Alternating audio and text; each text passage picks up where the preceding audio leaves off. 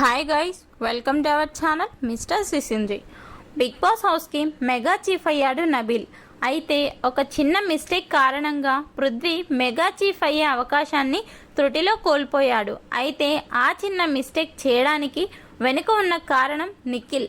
Mega chief task ప్రారంభం కావడానికి ముందు పృథ్వీతో నిఖిల్ మాట్లాడుతూ, అరే మామ, అక్కడ ద మెగా చీఫ్ అని కానీ ఐయామ్ మెగా చీఫ్ అని వస్తుంది, ఐయామ్ అని వస్తే మధ్యలో స్పేస్ వస్తుందా అంటూ పృథ్వీ అడిగితే రాదు అంటూ చెప్పేశాడు.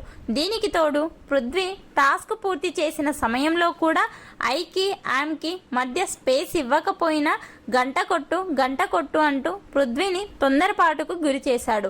దీంతో పృథ్వీ మెగా చీఫ్ టాస్క్లో ఓడిపోయాడు.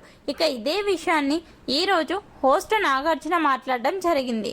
నిఖిల్, నీకు ఆ మాత్రం ఇంగ్లీష్ తెలీదా అని ప్రశ్నించడంతో, లేదు సార్, నేను అదే కన్ఫ్యూజన్లో ఉన్నాను, ఐకి యామ్కి మధ్య స్పేస్ వస్తుంది అని గమనించలేదు, అందుకే వాడికి చెప్పాను, లేకపోతే టాస్క్ సమయంలో చెప్పేవాడిని. అలాగే యష్మికి ఇంగ్లీష్ రాదు, దీంతో వాడికి మేము హెల్ప్ చేయలేకపోయాము. మిగిలిన వారందరూ నబీల్కి మద్దతుగా నిలిచారు కాబట్టి తప్పు అని తెలిసినా ఎవరు చెప్పలేదు అని అంటే, అదే కదా అక్కడ టాస్క్, ఎవరైతే కరెక్ట్గా పేరుని అరేంజ్ చేస్తారో వారే విన్నర్, అది ఎలా చెప్తారు అంటూ నాగార్జున చెప్పడంతో, సారీ సార్ అంటూ నిఖిల్ చెప్పాడు.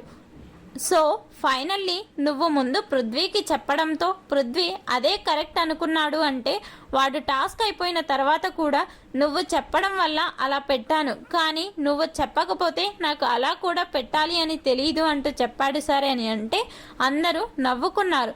మొత్తంగా పృథ్వీ గేమ్ బాగా ఆడినా చివర్లో ఒక చిన్న మిస్టేక్ కారణంగా మెగా చీఫ్ అవ్వలేకపోయాడు. అయినా ఆడియన్స్ మనసు గెలుచుకున్నాడు అని చెప్పాడు.